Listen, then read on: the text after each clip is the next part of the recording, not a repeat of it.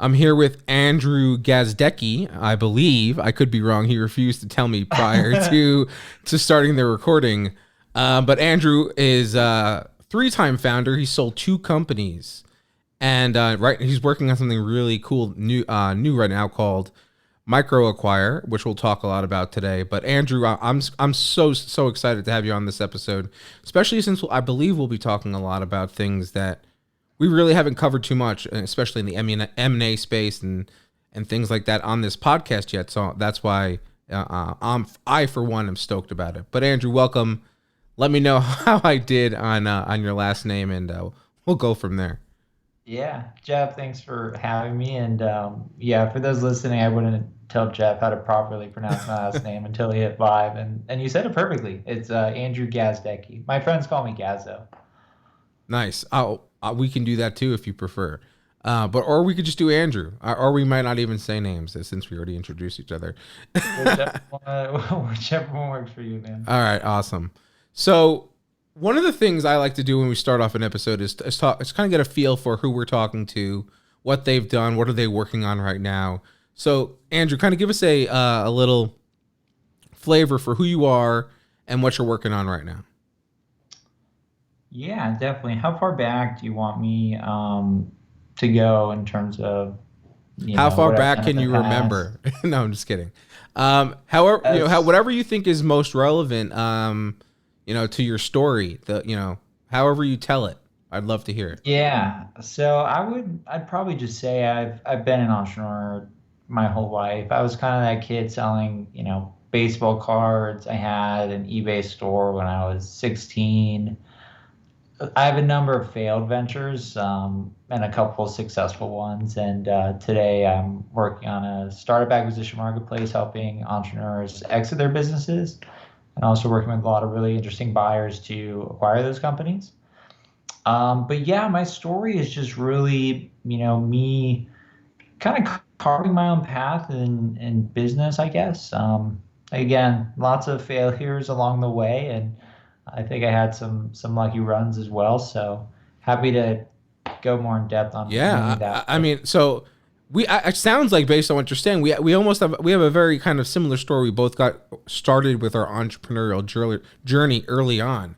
In fact, I started Best Techie, this site, back when I was 13 years old, and I've been doing Okay, it. that's awesome, man. No, thank you. It's been quite a journey to get to get where we are right now, I'm looking forward to the future journey where it's going to take us. But I totally get what you're saying, but along the way, I've also done other things, and some failed, and there's a lot of lessons learned from that. And I can say even to date, looking back at those failures, I don't regret any single one of them. Um, Curious about you. How do you feel about things that you tried that just you didn't that you failed? Yeah, I think, sometimes you learn the most from the things that don't work out.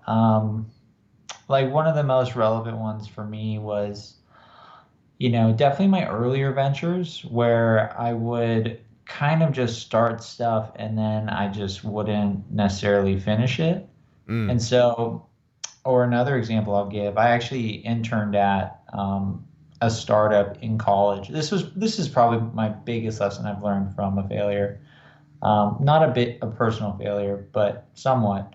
So I was involved in the startup my sophomore year in college, and we were working to make student rentals easier to find for college students.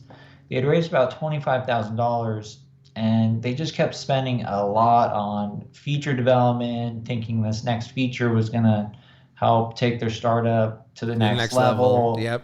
It like burned something in me. I literally remember, and now the founder actually is, running a literally $1 billion company. I won't say who he is, but if he listens to this podcast, he'll know what I'm talking. But that I just saw it happening, and I had mentioned a few things. And when I say intern, it was really like me, the other founder, in a room, just like the size of this. So I Yeah, wasn't really been like there intern. early days. Yeah, it didn't work out. But after that, I started a job board that connected mobile developers and businesses, and I just had this like experience of seeing, too much money being spent in the wrong areas. So I was always very thoughtful of how I use capital. So I spent maybe like 3 grand to build that business, and actually sold that business to start what ended up becoming a company called Business Apps. And the short story of that business, it was a do-it-yourself mobile app builder. We ended up making more mobile apps than any other company in the world, which I think is true, but I'll claim it anyways. And We'll give it to you yeah, for now. only raised 100,000 for that, and grew it to about over 10 million in annual recurring revenue. But it was that story or that experience of seeing, when you have money, it's so easy to spend. And being really smart with how you spend finances, or when you raise investment, how you spend that capital, and making sure that you stretch it as long as possible is crucial. So that's one thing that comes to mind.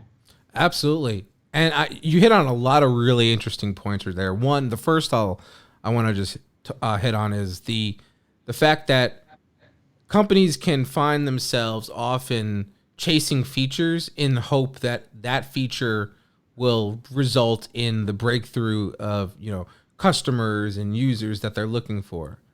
When oftentimes that's not the best way of going about it. Yeah. Yeah. No, and it's tempting too, because Yeah. sometimes you don't know what, you feel like if you only had this extra feature set, or if you only had, these few things. And it's so important to really, distinguish what's needed and what's nice to have. Yeah. What's a vitamin and what's a pain pill for your customers. And that again was really ingrained in me from that experience. And yeah, I see a lot of founders, making that mistake, but luckily with, content like yours and, all the other wealth of information, I think other people are starting to learn from those mistakes. But it's common, and it's even tempting for me today. I even do it today with MicroAcquire. I think, it'd be great to have XYZ feature, but, being like really, really thoughtful on how you think about feature development, and definitely how you deploy capital is critical to how far you can take your company. Oh yeah. I feel like we could spend a whole episode just talking about that. I could tell you a ton of times where I built stuff that I shouldn't have as well. So, We'll it's have to also have one of you those come things back to where you talk more can about you, that you for can sure. you can learn from it, and then also continue to, find yourself, making the mistake over and over and over. Yeah, absolutely. So one of the other things that I wanted to bring up was essentially the fact that you mentioned that you launched MicroAcquire less than a year ago, uh, Yep. and and it's a marketplace for to buy and sell businesses. First of all, what kind of businesses should people who are looking to buy expect to find there, and what kind of businesses are selling there? Yeah, good question. So mostly SaaS businesses, so software as a service. I've seen e-commerce companies sell. I've seen direct-to-consumer companies sell, communities, also other marketplaces. It's predominantly SaaS. And the market that I'm looking to serve is really micro SaaS, or smaller end startups, or for all intents and purposes, small businesses. The ideal fits on MicroAcquire are usually ones that, are bootstrapped, they haven't raised any money from investors, they're growing at a reasonable rate, or they're profitable. And the problem with those companies when it comes to a liquidity event or being acquired is there's really not that much optionality. What I mean by that is, for a large company, like when you read about, Slack being acquired by Salesforce, that's called a strategic acquisition. Right. Those are really hard to get done, and they usually take a long period of time. And for smaller startups, it usually, not all the time, but most of the time, for a large company to buy a smaller company, it's just as much work as if the company was 10 times as big. So they're going to look for the biggest company in that category if they're going to acquire that company. So that makes strategic acquisitions really hard for smaller startups. And then from a financial perspective, if you're looking at financial buyers, that would be typically private equity, and let's call it second time entrepreneurs, whomever. You typically work with a broker or an investment banker, And when you're selling a company for, less than a few $1 million and the broker banker is charging a commission, sometimes there's just not enough commission to be made on those businesses. So brokers or bankers won't even work with them. So that's kind of the void in the marketplace that MicroAcquire also fills, is it just connects buyers and sellers with businesses that you just normally wouldn't come across for sale. Now, one of the interesting things that I wanted to ask you about this, are you seeing or do you believe there's going to be some kind of trend where larger companies start coming to MicroAcquire looking for like tools that they can incorporate into their tool sets, or like spin off products, or feature enhancements that they can make to their existing products? Are you seeing that, or is that something you kind of foresee, or no? Yeah, I wish I can say names of some of the buyers on MicroAcquire, but some of them are like public companies. Some are, interesting founders looking at a lot of different companies. So I do expect that trend to grow in terms of just larger companies being more acquisitive, meaning they see a product or service or even a team that would be complementary to their existing business. Acquiring that at, a reasonable cost can be a win for both the founders and the larger company. Mm-hmm. But yeah, I've seen, some really interesting people sign up on MicroAcquire. Some people where I'm like, okay, this is cool. I'm a fan of your company. I don't want to get, kind of fanboy on the person, but there's been some, interesting people sign up for sure. So That's I kind of can how it is definitely when I see see that. cool people sign up for my like people with for my newsletter or something. It's like, whoa, that's Yeah, awesome. Yeah. yeah, I'm a huge startup fan. I'm like, if there was like baseball cards for startups, I would literally, Are collect you, them. So some founders have signed up where I'm like, I've literally, admired your work for the last like decade. Like, this mm, is really cool. I'm glad you're signed up. To answer your question, yeah, I definitely can see that trend kind of accelerating, just because microcore makes it so easy to connect with these founders. And previously, it was this, weird dance that founders would do with strategic companies where they're for sale, they're not for sale, like right. only if the price is right. And now that there's a marketplace where you can, privately list your company and have conversations privately without, broadcasting it to the world, and being able to do it, in just 30 minutes to get live on the marketplace. Yeah, those opportunities are just going to accelerate for sure. Definitely. So, before we move on to the next question, which is, what are people who business owners who are looking to sell their business on MicroAcquire, um what should they have in order? Like, especially like, are you seeing, and the are you seeing like side projects that were built that are kind of turned into more than maybe what one guy or one woman can do, and they're like, maybe I should just sell this type of thing, or like, and if that's the case, what should they have in order uh when Yeah, listing? no, good question. So it depends on the company size. If you're doing, over 1 million in revenue, you definitely want to have like good accounting principles. You want to have a, 36-month P&L ideally. Also just, making sure that you have a good business is kind of probably the most important part. That's really obvious to Yeah, say. But just having enough information for buyers to review quickly to show them that you are serious is probably my first recommendation. It's not always necessary. The quality of the business typically will come first. Buyers will get, all the information they need if you have like a really, really good business. But yeah, if you're a larger business, the more information you can provide to buyers in terms of your financials, showing that you're a healthy business, you are profitable. This is kind of, and then also having an understanding of how to value your company is important as well. Um, and then on the smaller side, it really depends on the company, but really just, being open with buyers in terms of what your expectations are and why you're looking to sell, I think is really important. I think that's probably the main thing I typically ask founders is, why are you looking to sell? So understanding that aspect, I think, can be, really important because that's usually the question that all buyers are asking is, if it's a great business, why are you selling it? If it's, a side project, why are you selling it? Are you moving on to something else?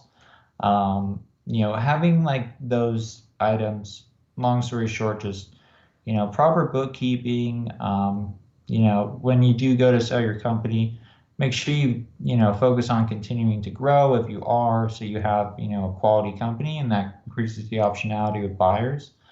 And then just understanding, why are you looking to sell? Are you looking to move on to something else? Are you willing to stay in the company? Having those things thought out before you start talking with buyers can really accelerate depending on your situation.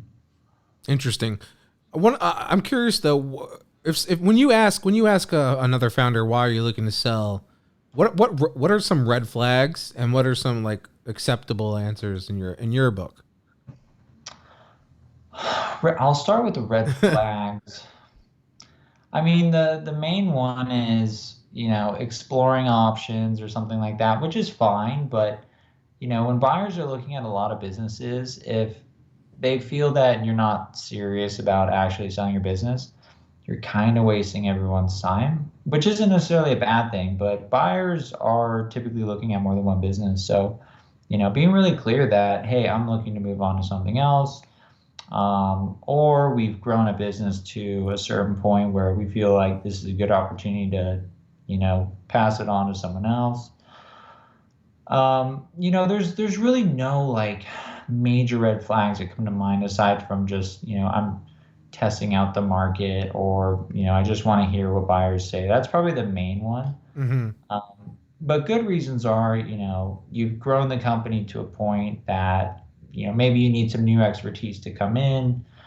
You're already working on something else. That's by far the most common one. Like literally, probably 70% of the founders I talk to are usually already working on something else. And so this capital is going to be used to grow their next business, which I think is the most awesome thing. So they built Yeah, something great, they grew to a point where, they just lost interest or they didn't know how to grow further, started working on something else that's growing faster. And so they sell the first company to, put more capital into their new business that they're more excited about. I love those situations. Um, it's really anything and everything. It's kind of like selling a home. It yeah, could be, really personal reasons or just, professional changes that's happening in their lives. definitely. So on a similar level, we were just talking about selling, but what about the people who were buying, right? So entrepreneurs who either let's say want to start a business, um, but they're also weighing the options of maybe buying something on MicroAcquire and going out versus going out and starting their own thing from scratch. I'm wondering a if you're seeing that happen yet, and b um, what your thoughts are on kind of building versus from scratch versus kind of in acquiring and then building from there. Yeah, I think what's really cool that's happened in probably the last year or two is there's been a lot of really public figures that have, really shown these really successful stories or shared these successful stories of how you can buy companies and, really grow a portfolio and become very successful. And that's been interesting to see. And I think that sparked a lot of people's interest in buying smaller SaaS companies. And the reason really why you're buying a company is you're buying product market fit. So when you start at day one, you kind of have to, I call it like eating glass for 2 years, where you just kind of grow really slowly and you're begging customers to sign up, you're fixing bugs. Some people love doing that. Some people, I call it the 0 to 1 stage. Yeah, So some people love that stage and they love innovating, they love pioneering an industry, but it's tough. It's very very tough. Having tough. I started multiple companies myself. So for some founders, typically buyers that might require second time entrepreneurs, they've kind of already gone through that period of growing a company from the ground, and they want to kind of jump in when they feel like their expertise can really accelerate the business faster than starting from just scratch. So yeah, buyers are coming in and they're realizing, one, this is a profitable way to basically invest their time and their capital and save them potentially 2 years, going through that, dreadful period that's, arguably more risky too, because if you're bringing a new product to market, it doesn't always work. Right. So that's really what you're buying when you buy a company is product market fit. It has a group of customers that are available to tell you how to improve the product, improve the company, and you can either double down on what's already working, or you can build upon the product to move up. There's so many different things when you buy a company. It has an existing customer base, but the main thing that you're really looking for when you buy a company is does this company have a group of happy customers, and can you build on top of that? So that's really the reason why buying companies has become so attractive. Is it's a way to kind of fast track your way to building a successful business essentially. Yeah. So let's say someone was looking to buy company, um, as opposed to starting from zero. What what would you, as you the buyer, what are some of the things you would look at? Top three, five things you would say. All right, we need to do this. Like maybe we need to speak to their customers first, right? Figure out what do they really think about their product? Are they using it for real? Stuff like Yeah. that. Well, what are your thoughts on that? Yeah, for me, it's talking with the founder. That's also that kind of ties into why I started MicroAcquires, where you get to speak directly to founders. For me, it's understanding again.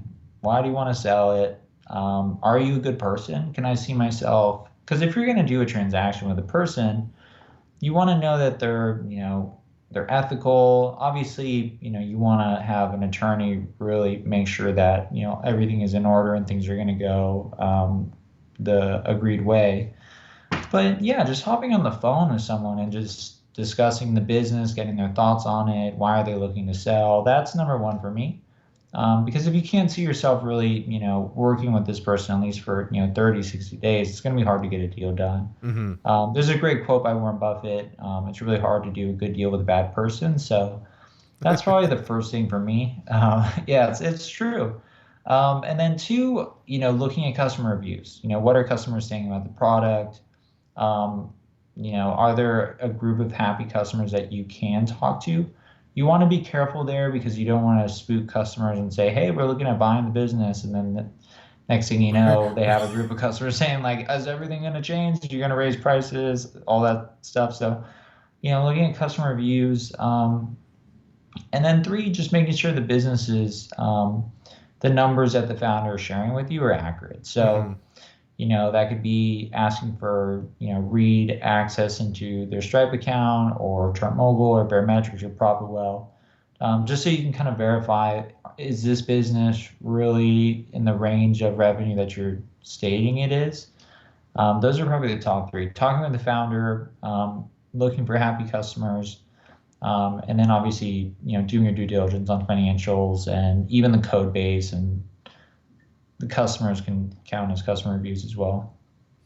Yeah, great points. I think those are definitely probably the most important things when it comes to figuring out whether or not you actually want to pull the trigger and buy that business. Because if any one of those, I guess, is you're not sure about, then maybe that deal isn't for you at that point. Yeah, and one of my favorite, I don't know whose quote this is, but the second best deal you can do is no deal.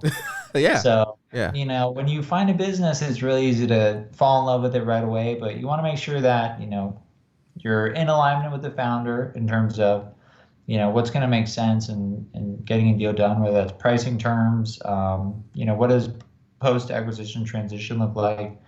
Are they going to be around for help in the code base if something happens? Are things documented? And then, yeah, happy customers, and then just, doing due diligence on all the major items of the business. absolutely. So I want to also continue on with M&A talk, but move into 2021 this year. Um, I have a feeling that this year is probably going to heat up a bit, at least in the tech space with acquisitions. Uh, Before we move on, I'll just say that I recently saw, according to DocSend, that year over year investing activity, pitch decks being sent and opened and looked at and stuff was up 21% in 2020 from 2019. Oh, Uh, damn. yeah, yeah, right. This market's heating up. Yep. So I'm curious, with that data now in front of you, what some of your thoughts on that? Considering you're running MicroAcquire, I'm sure you have your own data as well. Yeah, I've definitely seen acquisitions speed up to a point that I did not expect. Like really good deals on MicroAcquire will typically have multiple LOIs out within 30 days. It's pretty fascinating to see just the amount of interest in people looking to either build or buy companies. I think one thing that COVID has done is really just accelerated any sort of technology company's adoption. So if you're thriving today, those businesses are highly desirable by both investors, acquirers, and everybody in between, both in the public markets and in the private markets. So definitely not surprised. I think that trend will only continue. One trend I think we'll start to see a little bit more of though is, there's a large group of people that are starting to realize that, building a business to, a couple 100,000, let's call it a million a year, and be profitable, not have any investors involved, be able to, take control of your time, do what you want, own the business in its entirety.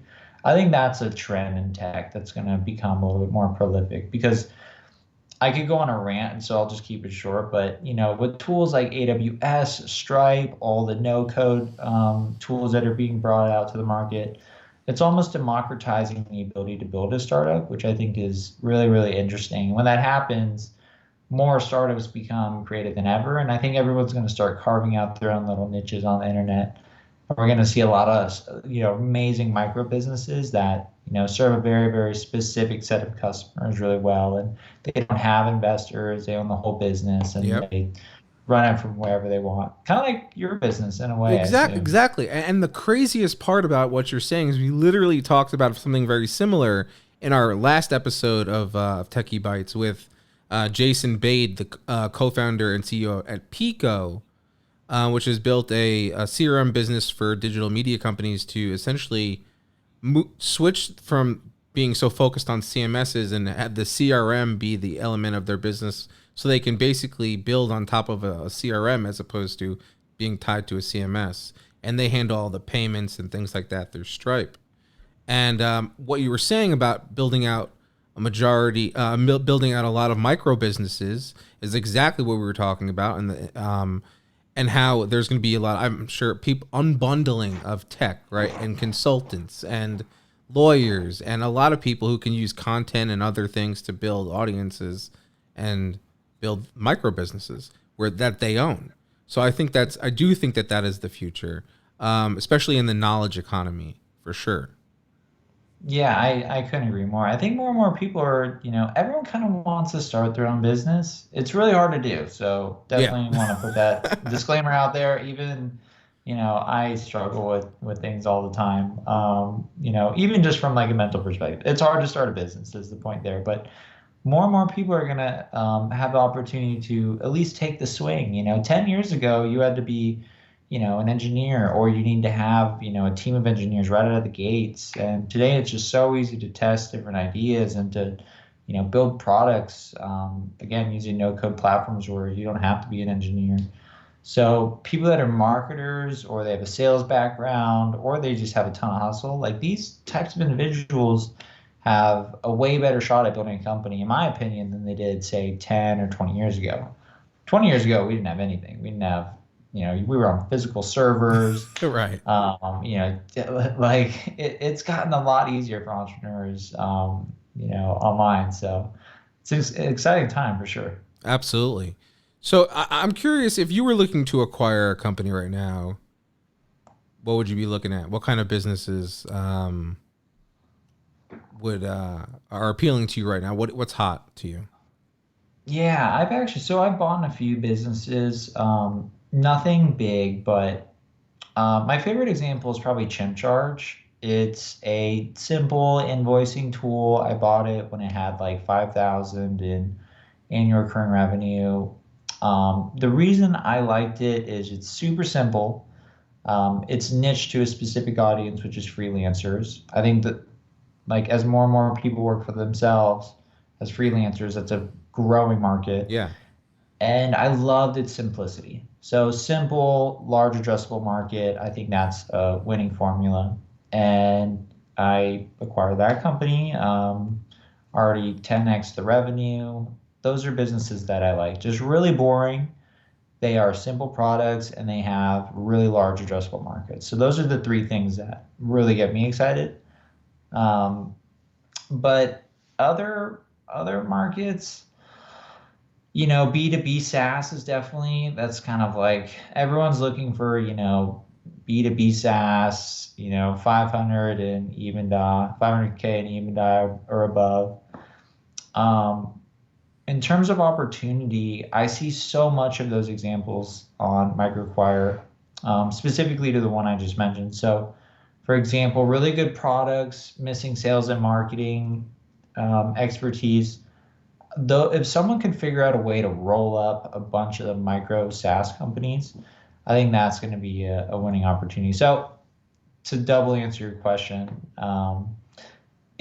if I was looking to buy businesses, I'd be looking at, simple niche SaaS applications that are lacking sales and marketing, and then seeing if I can buy a few of those that, maybe serve a similar customer like freelancers, as an example. What do you think about it? Like you were just talking about rolling them up, buying a few of them, and then they're already built, so you'd have a kind of skeleton engineering crew maybe or so. Just assuming they're fairly stable, and then you just have a marketing and sales team that manages for all the accounts. Um, could be a nice little business if you can make it work. Yeah, I think you got to understand what your distribution strategy is going to be. Like the main distribution strategy for Gym Charge, again, when I bought it, it just had a handful of customers. It was really marketed towards kind of everybody. So I narrowed down the messaging to just freelancers, launched it on product time, got it into the Stripe store as an official Stripe partner, which is where most of new customers come from. And then I built like a small viral loop. So Mm. that's the distribution on it, and not too many product changes are needed. So it just depends. If you were going to roll up a few, I think it's pretty critical that you make them. And I've seen, people do a roll up where not necessarily a roll up, but build a portfolio where the companies are completely independent. That can work fantastic. But I really like the approach where if you're serving one customer, every company that you acquire, you essentially increase the value of that company almost immediately because you have this existing audience or this existing customer base Right. from your other companies that you You can could, it's sell the like an product. upsell at that point. You can add it on Essentially, as yeah. yeah. And you build this almost like a community around the products as well. Like if I was to buy another product, it would definitely be for freelancers because I already have a product that can serve freelancers. So, Exactly. if or you can do the same, another thread of thinking would be, rolling up a set of Slack applications or a set of Stripe applications or Shopify apps. Like those are really, really big opportunities in my head. So if I, was like, all right, everything good on MicroAcquire is mine, that's probably what I'd do. Do you worry at all in terms of deal flow? Like how are you getting the word out about MicroAcquire out to people right now? Um, just a ton of hustle is the short answer. Mm-hmm.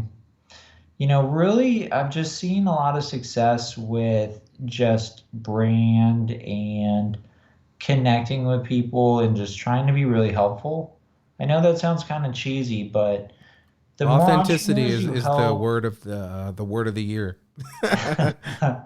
like I try to help entrepreneurs as much as my calendar will, permit. And those entrepreneurs will hear of other entrepreneurs looking to sell a business, and then I'm referred over to them. So it's a big referral type business because it's such an important part of an entrepreneur's journey that you want to make sure that you're working with the right marketplace, the right broker, the right banker. So a lot of it's just been my personal network, me helping entrepreneurs, and receiving referrals, which is the biggest form of compliment I can get from another entrepreneur.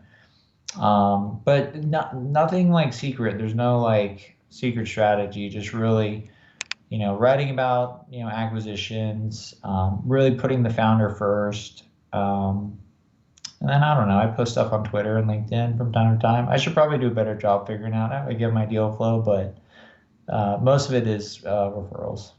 Nice. I mean, word of mouth is always good. I noticed when I was on the MicroAcquire site that you have a lot of really good content on a blog area. Super helpful information. Started reading some of it, and I don't know if you wrote that or you had someone put it together, but it's really good stuff. And I think more content like that certainly is an organic way to drive, because the people who are looking for that information are likely people who are maybe at some point going to sell a business, and MicroAcquire would be an opportunity, for them to be able to do that. Yeah, and there's just not a lot of content out there about how to sell a business. It's What always is been due very hush diligence? hush, very secretive. It really is, and it shouldn't be. And that's one thing I'm trying to change. Where what is a letter of intent? Can I even Hmm. negotiate that? What does it mean? What are the main stages legally that I go through when I'm acquired? What's the difference between a strategic acquire and a financial acquire? Like, why are they different? Like, how do they value the businesses? Just stuff like that. I just also enjoy writing, so I do try and write a bunch. I put together like a collection of ebooks recently that I put on Gumroad for free. I'll share that link with you after Sure. Yeah. this. Absolutely. But yeah, I think just just empowering founders to really kind of shift the power table, if you will. Where I think this the acquisition market traditionally has just been really driven by buyers and brokers that kind of have all the information of the rules of the game, so to speak.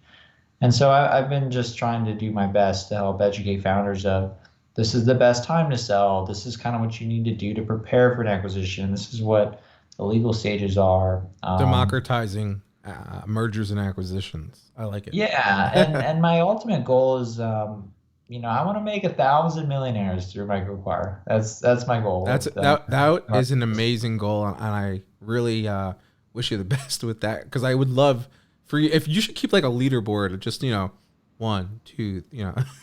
I kind of do. I find out when deals, so I don't actually see a deal from end to end. So, for example, I'm not like commissioned and I'm not like there at the very end. I do a lot to help the founders completely free, but just the other day I was out to lunch and I got an email and I was like, "Hey, just sold my company. What's your address? I want to send you something." And it's like the coolest job ever. It makes you, That's feel awesome. good. Yeah, so that's my goal. I want to help 1,000 entrepreneurs exit their businesses. Love it. Well, I mean, Andrew, we made it through all the way. Now we're up to the lightning round. I don't know if you're ready for it, I'm but not. Can we do it next week? unfortunately not. But if you change your mind and you are ready for it right now, you can let me know. We'll get started. Let's go, All man. right, here we go. All right. Which celebrity would you most like to have a meal with? Christopher Walken. Ooh, I like that one. What do you like to do on a rainy day? Sleep. Yeah, I feel like rainy days are good for sleeping for sure. Do you prefer texting or talking? Talking, for sure. Cool, me too. Mac or PC? PC. All Till right. I die. Hardcore. Really? Are you a gamer? No, the way my analogy for it is Macs are way more beautiful. I don't want to offend anybody, but it's like speaking French. It's a beautiful language. PCs to me is like English. I grew up speaking English. I don't need to learn a new language. Trust me, I get at my last company, I was, out of 100 people, three of us had PCs. So Jeez. Jeez. yeah, I'm one of the dinosaurs. Yeah. All right, last one. This one should be good. Current number of unanswered emails in your inbox. Zero. Well, probably a Oh, few because I've been on nice. this podcast with you, but I'm an inbox zero fanatic. An So zero. aficionado, a fanatic. Nice. I wish I could. I used to do it really well, but lately not so much. The other day I just kind of gave up and I archived everything, and then it was good for about, I don't know, That 5 minutes. you're the judge of your own inbox. If it doesn't deserve to be there, then it's gone. True. All right. Well, Andrew, it's been great having you on. I think we learned a lot on this episode, especially when it comes to selling and buying businesses and how your work is actually really going to, like I said before, democratize the whole process, hopefully, and make it a lot more transparent, like we were talking about, which is always better in the long run. So if anyone who's listening right now wants to get in touch with you, learn more about MicroAcquire or anything else that you're doing, what's the best way for them to do that? Yeah, you can reach me on my cell, just dial 911 and they'll direct your call straight to me. No, I'm kidding. Andrew at microacquire.com is my email. You can follow me at Twitter at @Gazdecki if you can spell that correctly. Or add me on LinkedIn. If you do shoot me an email, I will respond. I'd be more than happy to help in any way I can. Awesome. Well, Andrew, thanks again for being on. Look forward to keeping in touch and hope you have a great rest of your day.